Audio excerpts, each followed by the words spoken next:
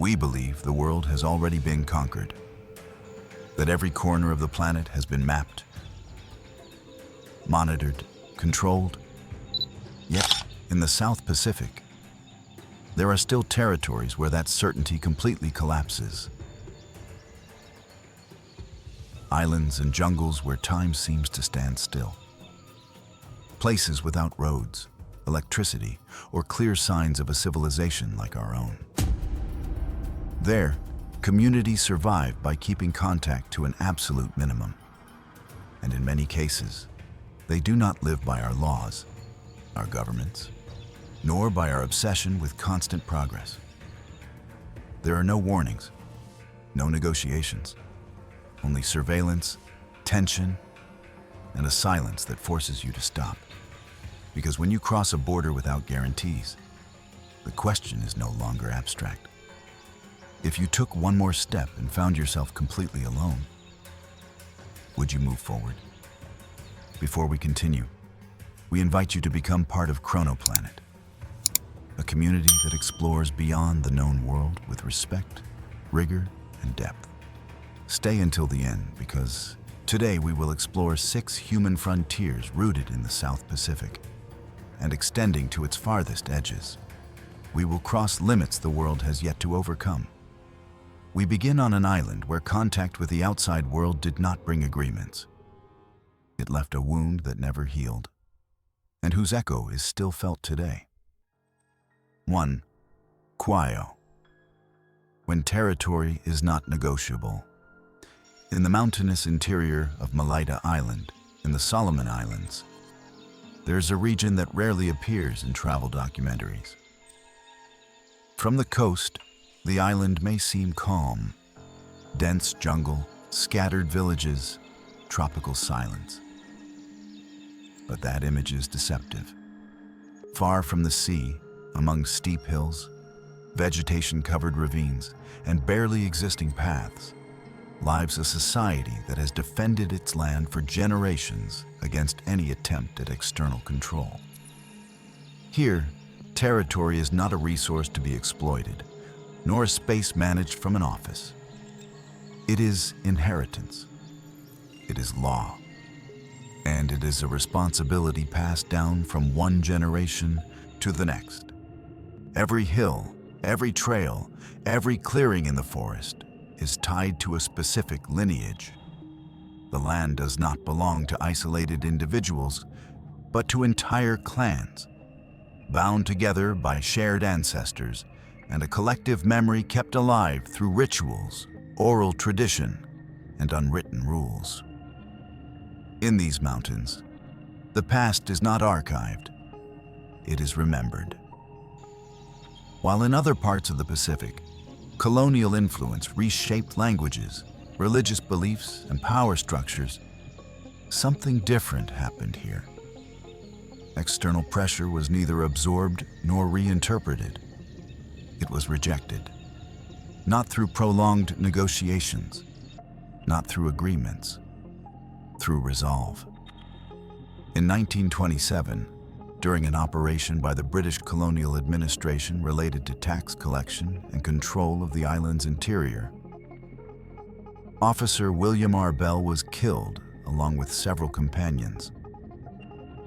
The colonial response was swift and devastating. A punitive expedition destroyed inland villages, executed men, and desecrated places considered sacred. That episode, which left a deep scar on the island, marked a turning point. For the colonial authorities, it was an exemplary punishment.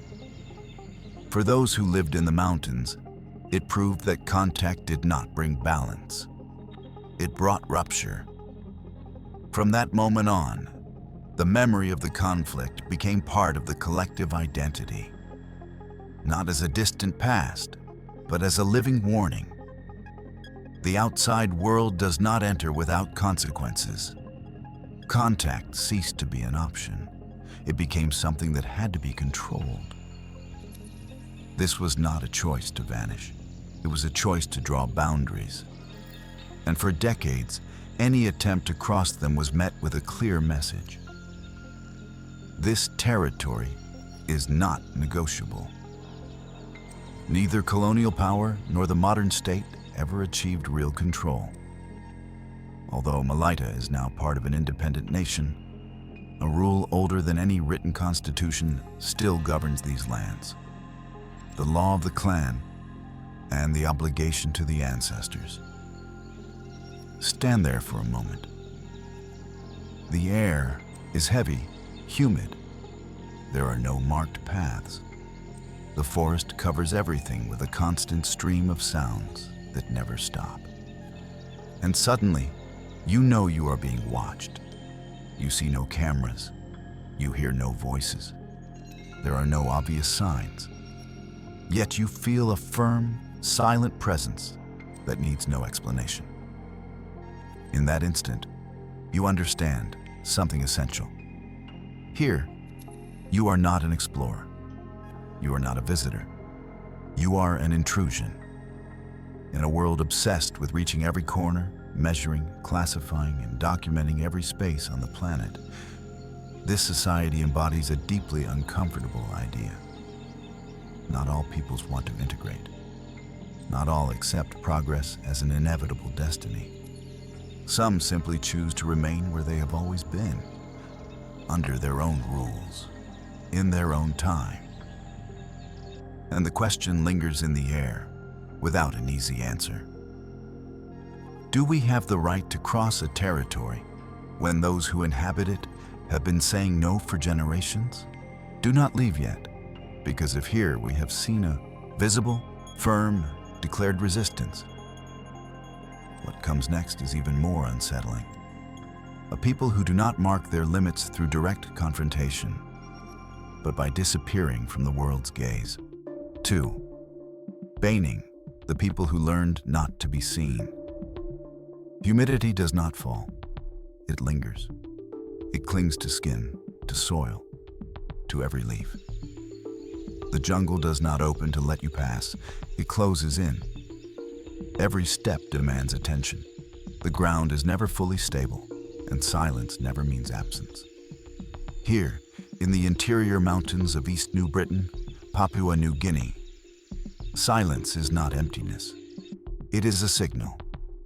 This is Baining territory. For centuries, this society remained outside the colonial spotlight and beyond the dominant narratives of the Pacific.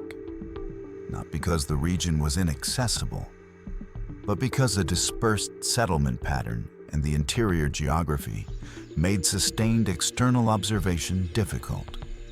For the Baining, the jungle is neither a space to conquer nor a landscape to reshape in order to leave a mark. It is a living system to which one belongs without imposing presence. In this environment, concentrating population or fixing visible structures increases both environmental and social risk. Unlike other cultures in the region, no large permanent villages were built, and no landmarks were left visible from a distance. The way this territory is inhabited is discreet, mobile, and deeply adaptive. Small groups remain spread out, able to relocate whenever conditions require it. Long-term permanence in one place is not sought. The jungle changes, and those who live within it must change as well. This mobility is not driven by fear. It follows a logic of balance.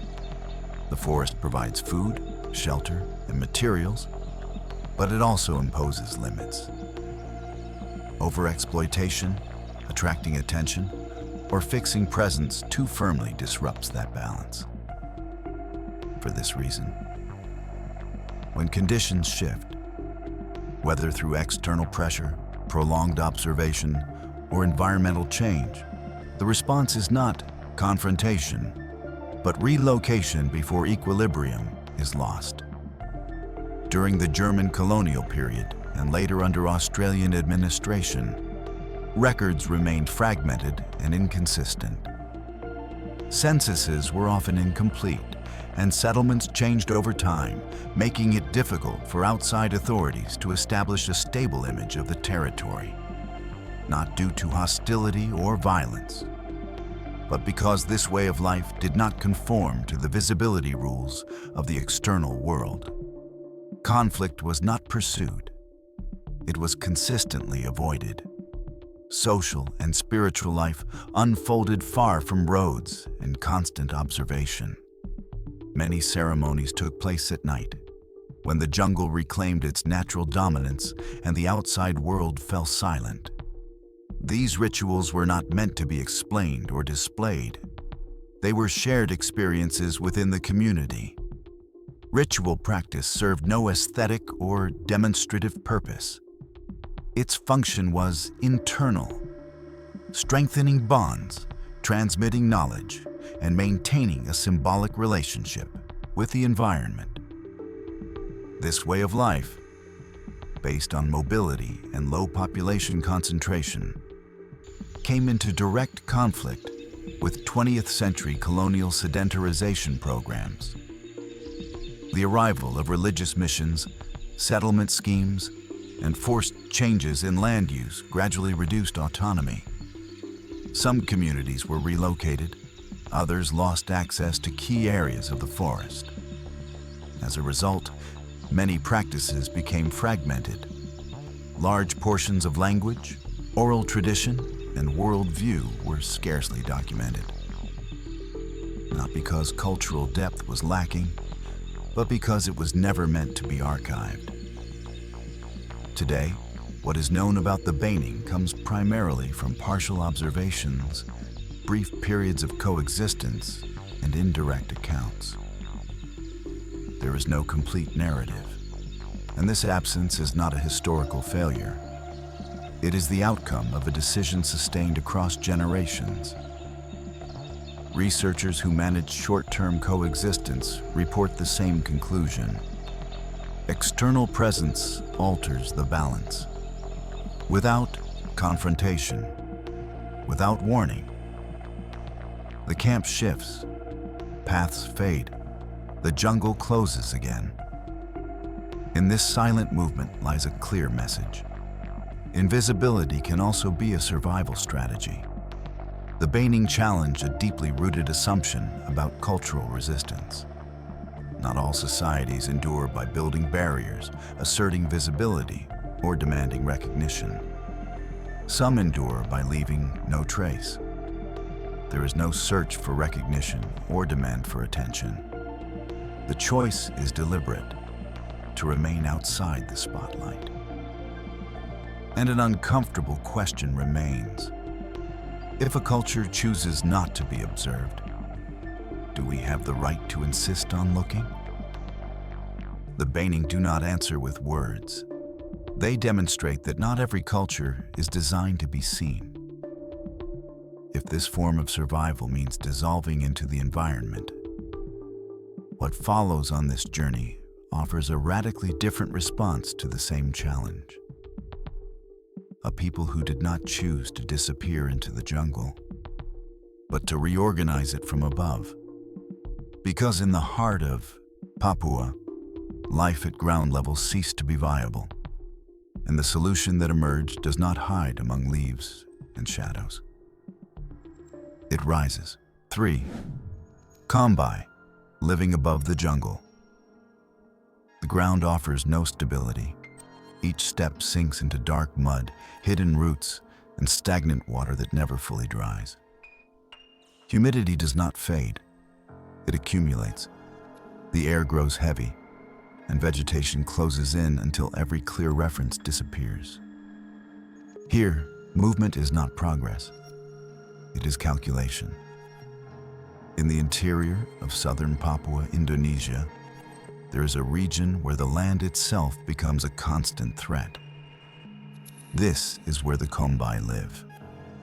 Not because of a lack of outside interest, but because the environment allows no mistakes. Sustained contact with expeditions, missions, and researchers intensified only toward the late 20th century. Not due to a deliberate choice of isolation, but because reaching this place required crossing a landscape that drained orientation, resources, and physical endurance. daily life is shaped by this environment. There are no fixed schedules and no settlements designed to remain in the same place for decades. Families organize into small units, reducing pressure on any single area and allowing movement when balance shifts. Subsistence depends on a precise combination of hunting, gathering, and basic horticulture. Wild fruits, sago, small animals. Nothing is accumulated in excess. Carrying more than necessary means losing mobility. And here, losing mobility means assuming unnecessary risk. For that reason, the most important decision was to abandon the ground. Traditional homes are built on tall trunks, far above mud and standing water. They avoid seasonal flooding, reduce contact with insects and animals, and limit illnesses linked to constant humidity. But height offers more than protection. From above, the environment can be read more clearly. Any disturbance stands out. A branch moving too soon, a sound that breaks the forest's rhythm, a shadow where nothing was before. The elevated house is not merely a technical solution. It organizes life. It draws a clear boundary between the family space and an unpredictable exterior. Below lies uncertainty. Above, the core of the home. In such an environment, observation is not mistrust. It is survival. The interior of these homes is austere. Few objects, all functional. Nothing is meant to last if the group needs to move. Staying too long in one place always involves risk. Children learn by watching and participating. They recognize sounds, interpret minimal changes in their surroundings, and understand when to move and when to stop. Knowledge is not passed through long explanations. It is acquired in silence through daily practice. Outside contact came late and was shaped by misunderstandings and distorted accounts. What can be verified is that the continued presence of outsiders alters an extremely fragile system built on precise balance with the environment. There are no public displays of force, no visible war rituals. There is constant observation. From above, among leaves and shadows, someone is always watching, not to attack, to decide. In that gesture lies an essential idea. When the ground offers no safety, survival requires a complete rethinking of how the world is inhabited. Mud absorbs every step. Standing water accompanies each movement. Looking up, a human structure appears suspended among the trees. There is no greeting, no welcome, only the certainty of having entered a territory where the jungle sets the rules, and where adaptation was not a cultural choice, but a condition for continued existence. So now the question remains, is this isolation, or a form of environmental knowledge that our control-obsessed civilization has forgotten? We have reached the halfway point of this journey. If you are still here, it is because you understand that these stories demand time and attention. Subscribe to CronoPlanet and turn on notifications, because from this point on, history stops being observed and begins to be felt. The next destination takes us away from both ground and height. It leads to a place where identity is not protected by distance or silence, but by marks left on the skin. 4. Yatmul, marking the body to belong. The river is wide and dark. Its water moves slowly, heavy with sediment, as if carrying centuries of history beneath the surface. A dense jungle reflects back, so thick it seems to have no beginning and no end. Along the banks lie exposed roots, eroded trunks, and carved wood that time has not fully erased. The air is humid and dense, and every sound, a paddle, an insect, the splash of water, seems to amplify and hang in place. There are no roads here, no solid paths, no straight lines. This is the Middle Sepik in Papua New Guinea, one of the South Pacific's most extensive, complex, and symbolic river systems. A landscape where water is not merely a natural resource, but an entire social framework. The river organizes movement, defines boundaries between communities, regulates alliances, and sets the tempo of everyday life. Within this environment lives the Ayatmo people. Here, identity is not announced or explained. It is not negotiated. It is inscribed. For generations, life has been structured around patrilineal clans, ancestral memory, and a constant relationship with spiritual forces linked to the river. Villages align along its course as though they were part of a single current. At the center of each stand, the House Tambaran, large ceremonial houses that dominate the landscape. These are not simple communal buildings. They are the political, spiritual, and symbolic heart of the community. Inside are monumental wooden sculptures, masks, slit drums, and ritual objects that represent the clan's founding ancestors. Each figure carries a name, a story, and an associated lineage. Nothing is placed at random. Within those walls, social rules, hierarchies, and narratives are transmitted, many of them not meant to be spoken outside that space. Knowledge is not open access here. It is protected and passed on only when someone is judged ready to carry it. Belonging is not automatic. Birth alone is not enough. It must be proven. One of the most decisive moments in a young person's life is the initiation rite. This is neither brief nor purely symbolic. It is a long process. Isolation, ritual instruction, strict obedience, and real physical endurance. During this passage, the body is marked through deep incisions arranged in carefully defined patterns. These marks evoke crocodile scales, a central figure in the cosmology of several Sepik communities, including this region. The crocodile is not simply another animal.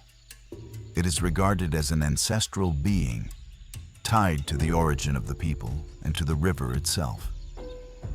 It represents strength, permanence, and transformation. By accepting pain without retreat, the initiate demonstrates self-control, maturity, and the capacity to assume responsibility within the group. It is a statement that belonging carries more weight than the body. From that moment on, the body is no longer private. It becomes collective memory. The scars are not concealed. They are displayed. Visible proof of commitment and membership, a language everyone here can read. Beyond the ritual sphere, daily life is shaped by a delicate balance between cooperation and competition. Historically, Sepik communities maintained rivalries tied to prestige, symbolic control of territory, and ritual influence.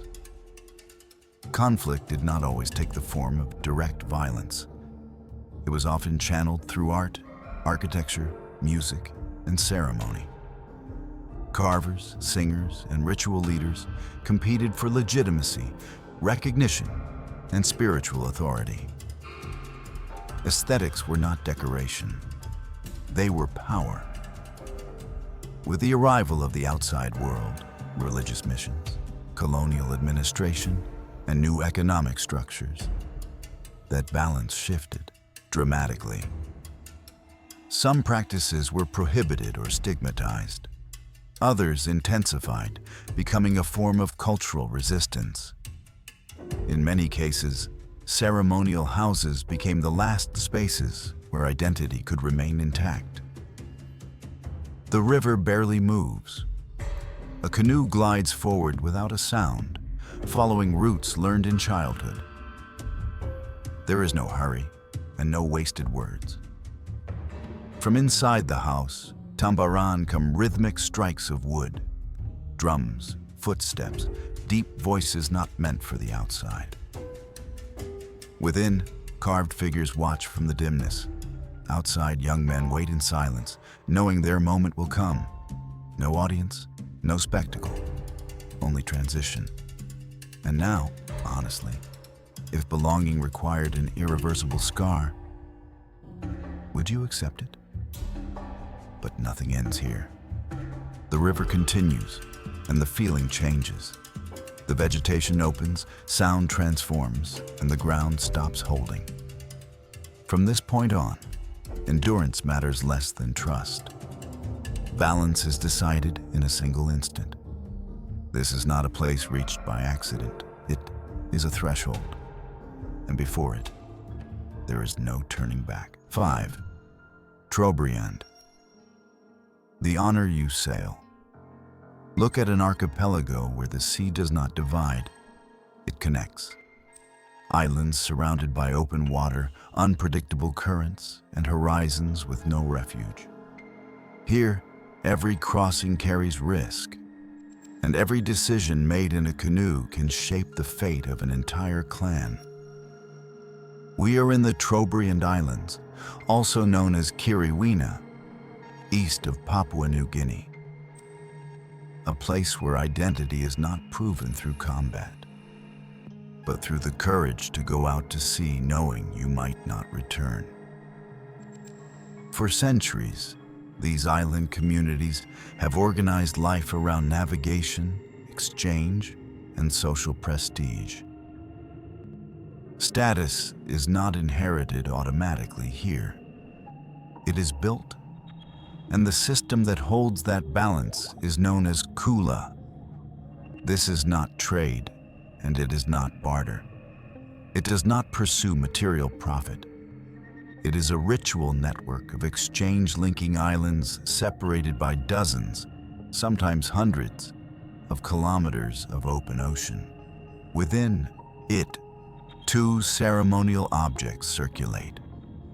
Shell necklaces moving in one direction, and armbands traveling the opposite way. They are not kept, they are not stockpiled, they are passed on.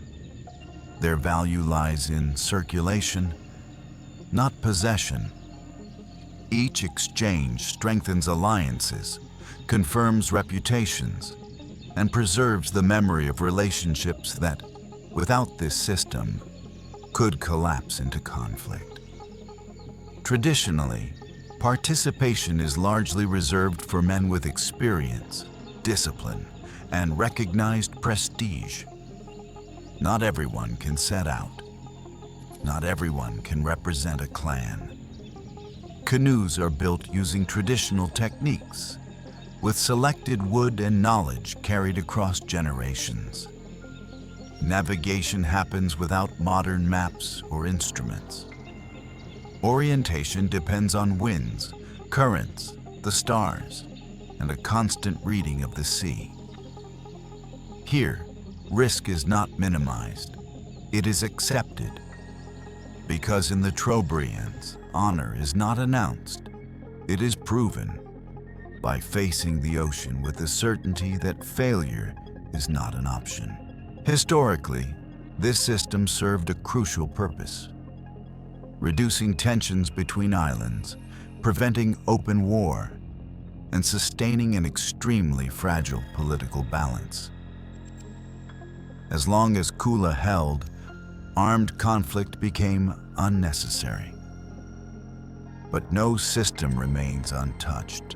The arrival of the outside world, colonial administration, a cash economy, new routes, shifted meanings and hierarchies. Some exchanges lost their original context. Others were reinforced deliberately as a form of cultural resistance. Still, the sea remains the same, unpredictable, indifferent. Picture the scene. A long canoe, carved by hand, slips into the ocean at dawn. The paddle cuts the water in a steady rhythm. No one speaks, no audience, no applause. Only the certainty that the prestige of a family, of an entire lineage, depends on returning alive, with honor intact. Because here, courage is not measured in falls or wounds. It is measured in the crossing. And as those canoes disappear into the horizon, the journey moves toward a boundary even narrower and even more fragile. We are approaching the final frontier, not the sea and not the rituals that bind islands together. A harsher kind of border, when it is not people who push you out, but the land itself. A place where the boundary is not protected by silence, but shifts beneath your feet. What awaits is unstable ground, where the earth can break without warning, where home is never permanent, and where survival does not mean adapting. It means beginning again, without guarantees. 6. Aita. When the land drives people out, here the border is not defended. It shifts. There are no drawn bows or visible warnings. The conflict does not arise from human contact, but from something harder to accept. A territory that stops supporting those who have always inhabited it. We are on the island of Luzon, in the Philippines, on the western edge of the Pacific. A region of steep mountains, deep jungles, and unstable ground, shaped over centuries by forces that answer to no human will. Among them, a constant presence that was never ignored, the Pinatubo volcano. In these lands lives one of the oldest indigenous peoples in Southeast Asia. Descendants of Negrito populations with a lineage that reaches back thousands of years, long before maps, states, or administrative borders existed. For generations, their way of life did not depend on mastering the environment, but on reading it. Hunters and gatherers, they moved between forests, caves, and volcanic slopes following natural cycles. They did not build permanent cities. They did not accumulate unnecessary resources. They did not anchor their identity to a single point in the territory. Mobility was not precariousness. It was strategy. They knew how the ground behaved, how the climate changed, the sounds that signaled shifts in the mountain. They knew when to move forward, when to retreat, and when to wait. Their relationship with the land was not one of control, but of coexistence. For centuries, that balance worked. Until in 1991, everything changed. The Pinatubo eruption was one of the largest of the 20th century. The sky darkened for days. Ash covered villages, routes, and hunting areas. Rivers of volcanic mud transformed the landscape in a matter of hours. For the outside world, it was a natural disaster of enormous magnitude. It was not only the loss of a home, it was the rupture of a complete system of orientation. A way of life built on a territory whose codes had changed forever. Thousands of people were forced to abandon areas they had inhabited for generations. They were moved to lowland areas, temporary camps, or state settlements, where the rules, rhythms, and priorities were different. Not by choice, by necessity. And here something happens that is rarely told. Despite the displacement, much of the knowledge did not disappear. It adapted. Some communities maintained practices of mobility. Others combined traditional knowledge with new forms of subsistence. Reading the environment, cooperation, and self-sufficiency remained central values, even outside the original territory. Today, isolation is no longer a clear decision. It is a consequence of overlapping geological, historical, and social processes. But far from representing defeat, this story reveals something essential: the human capacity to rebuild without losing identity. Notice this detail. When the territory stopped being stable, the culture did not disappear. The way of inhabiting it changed. Identity was not anchored to a specific mountain, but to transmitted knowledge, to collective memory, and to the ability to rebuild community even under imposed conditions. And here, at the end of this journey, reflection does not weigh, it illuminates. Because this story is not only about loss, it is about resilience, about adaptation without total rupture, and about a lesson that rarely appears in headlines. Surviving does not always mean resisting in the same place. Sometimes it means knowing when to move, without ceasing to be who you are. After traveling through closed jungles, ritual rivers, elevated towers, and open seas, this final frontier reminds us of something fundamental. Not all cultures disappear when the territory changes. Some transform their way of existing without losing their essence. And perhaps that is the most valuable learning of this entire journey. If you have reached this point, you have not only watched a documentary, you have learned 6 different ways of relating to the world, 6 human responses to the limit, and an idea that deserves to stay with you. Survival is not always strength. Sometimes it is cultural intelligence. And now, before we close this journey, I want to give you a fact very few people know, and one that makes sense of everything you've just seen. Papua New Guinea alone is home to more than 800 languages, one of the highest concentrations on Earth, and many are spoken in communities of only a few hundred people. That means something huge. When one of these cultures goes dark, it's not only a way of living that disappears, it's an irreplaceable way of naming rain, of reading a river, of understanding fear, belonging, and silence. A way of grasping reality is lost, one that cannot be translated into any other language.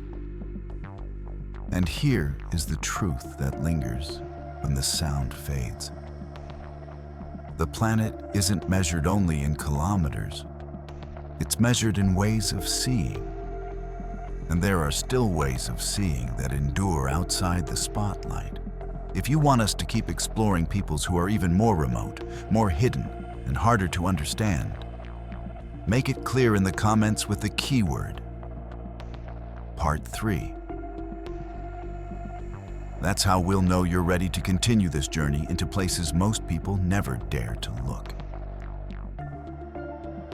Now tell me, which of these cultures surprised you the most?